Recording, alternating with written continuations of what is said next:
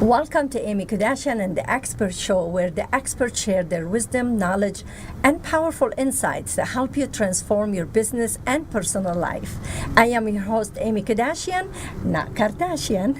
In this segment, I have a wonderful guest with me, Teresa Burwell.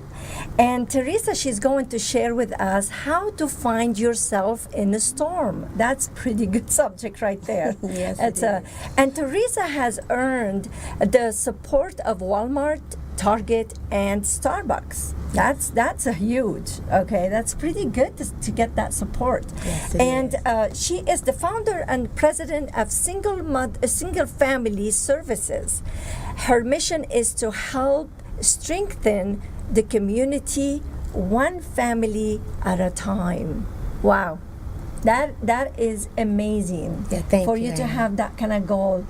I want to ask you first, what really inspired you to come up with this support one family? Can you give me your background, your story a little bit? I'm sure you have a story behind you. Of course I do, and thank you, Amy, for that wonderful introduction. First of all, I'm a single mother of 4 beautiful children, and it was in my struggle when they were younger. My oldest, their father was murdered when they were 3 and 5.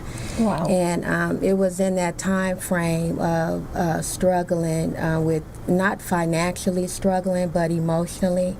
With the loss of a father, you know, you expect to have children. I can just imagine. Yes, and you know, have the father around. And from that impact of trying to find resources, even though I had my mother to support me, you know, my brother, I have a very small support system, but reaching out to try to attempt to get any kind of help in that time, and even sometime nowadays, can be quite arduous. You have to jump through so many hurdles and hoops.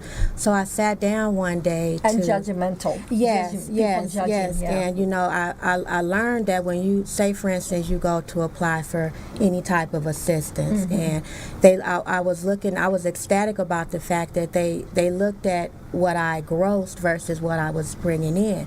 So I said I wanted to create an organization that was free of all of that chaotic, not that it's not important, because you know, you have people that do try to work the system, but I wanted to design a program to help people get the help that they need without having to show me what their personal finances were, you know, where they were in life.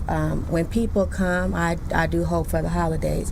When they come, they want me to look at their check stubs and hear their story. And I'm like, no, I don't need to hear any of that. My goal is to help. Well, they wouldn't be there in the first place, Right. really. I mean, unless they have that kind of personality, they want to beg just to beg. Exactly. You And know, so who it was wants that? Exactly. It was in that period of knowing that my children, they're wonderful kids, even through the you know, kids go through their stages of growth. I knew that I wanted to provide better for them. And also, You're such an inspiration. thank you. So in the interim, I also knew that if I could make it through that, then I would be able to, even if it was just helping one person or 2 people, as long as I was able to provide some sort of assistance, that was my goal. So that's why you're saying one family at a time. Yes, my children were my inspiration because they deserve the best.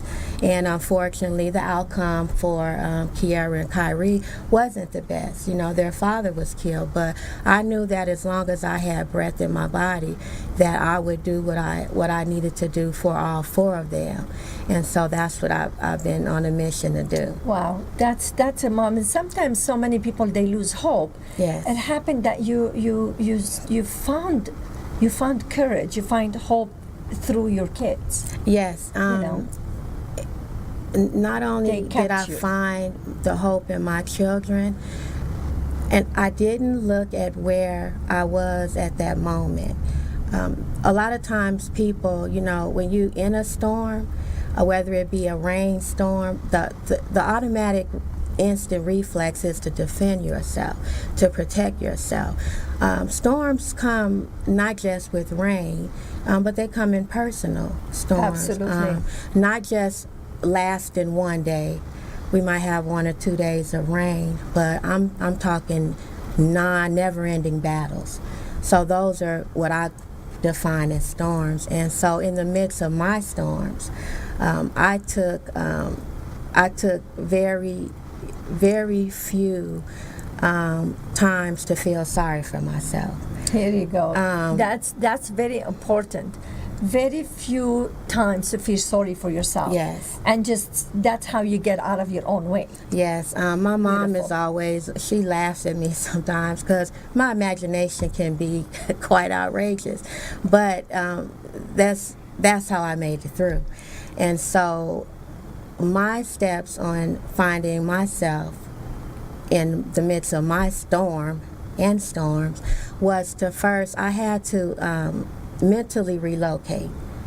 I had to find myself, even though I was here at this place with my children, with no husband, very little support, working sometimes 2 jobs or 1 job, I had to play mental manipulation with myself and envision myself being in a place that wasn't where I was currently.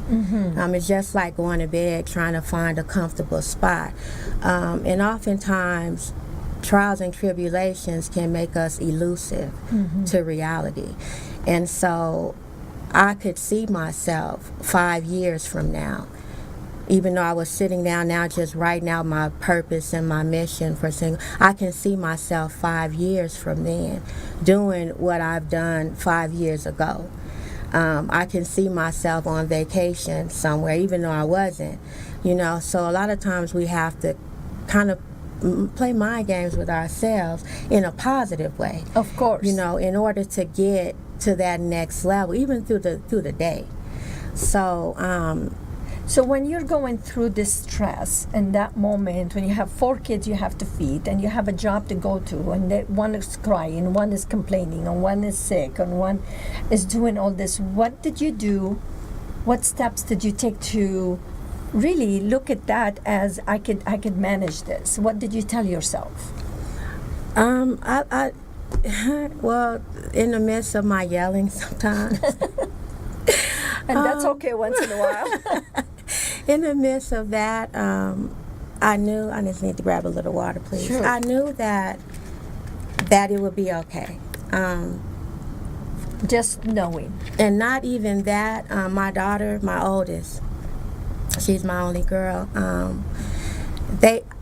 was very transparent and honest with them. So if we were dealing with something, good or bad, I kept them up to speed. Not that I dumped things on them, but, I made them aware, if this is what this is and this is what my hopes are. There were a lot of things I had hoped to do for them that maybe didn't come to pass, but nevertheless, I remember one time my children have really just helped me. My oldest daughter, one day I was crying about a breakup, and in the midst of that, having to deal, we were low on food.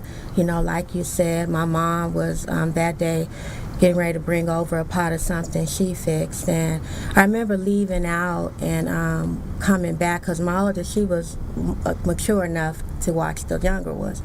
And there was a note on my door, on the front door. As I came in, I would see it.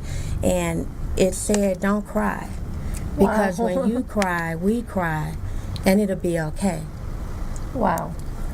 And that was from my oldest daughter's sign from all the children. So along the way, as we would hit bumps in the road, Like I said, my mother, she helped a lot until she relocated. I would just know that today may be a bad day or a challenging day, but there's always tomorrow, and I've always been good about looking forward to tomorrow. And that's what helped me to get through. So basically, you want to tell everyone they're listening to this how to find yourself in the storm by just telling yourself you're going to be okay. In the midst yes, of the storm, yes, is that what you want to say? First of all, you tell yourself it's going to be okay. See, first is tell yourself you're going to be okay. You know, one thing also is not only do you manipulate your mind that it's going to be okay, you also have to self-analyze. And what I mean by that is a lot of times trials and tribulations will provoke us to have negative feelings. In the midst of going through my life struggles, I had to put my heart on trial as well, because the heart is it's the center of the functionality of our bodies. Absolutely. And I had to figure out what was pumping through my bloodstream. With the experiences that I've had with their father dying, being a single mother, having 4 children on my own with no male figure in the home, having people turn their back, what was the condition of my heart?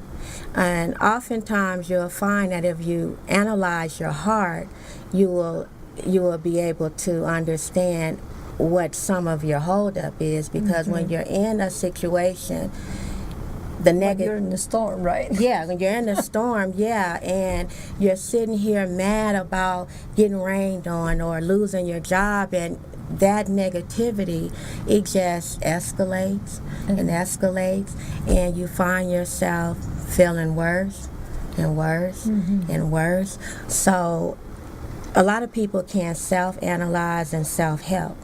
So if you find yourself in a predicament, like I've gone through so much emotional stuff, I've been called crazy, no problem. I just had to really analyze what was in my heart and work on those things. What was I feeling? If it was bitterness, I had to try to find the opposite to bitterness, love. So I gravitated to the opposite things of what I was feeling. Well, I liked what you said here, and I really want everyone to get this message. What you said is about sharing with your kids and telling them, maybe not in the way that they could get scared, because you don't want them to get scared. But kids sometimes they get confused what's going on, and some of us, we want to hide this from our children because we don't want to hurt them. But if you shared with them in a nice way, so I like that a lot. Thank you for sharing that. Thank you.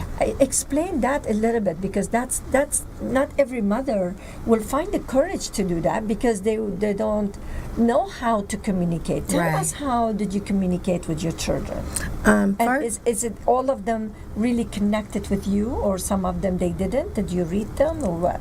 No, all 4 of my children, thank God, are connected to me as of today. Even though we didn't have the perfect family, but I raised my children on love and understanding. I kept my children in church, very spiritual. So my way of communicating with them was to just sit them down, and sometimes I may not communicate as calm as other days, but on the days where I needed them to get the message, it was to, sit them down and let them know this is what is going on. A lot of times people they think they're shielding their children, they think they're protecting them, but what I learned is when we give our children a certain amount of exposure to trials, to tribulations, it becomes a family thing. We operate on as a unit to get through the next day, and it made my children resilient. It made them stronger than like my 17-year-old, as I was telling you. We had a personal crisis last year, with our housing, but in the interim, my 17-year-old, he didn't go to the streets and join a gang or start stealing, he went and got a job, not to help me, but to occupy his time in a positive way. So me sharing with my children at young ages how they can, what we were dealing with and what my plan was to get through it, like I said, it just made them resilient. It made them who they are today. Nice. It made them strong. Well, we're going to talk about that more, about how family, they could, not just yourself, the family, whole family could find themselves in the midst of the storm. So stay tuned with us. We'll be right back.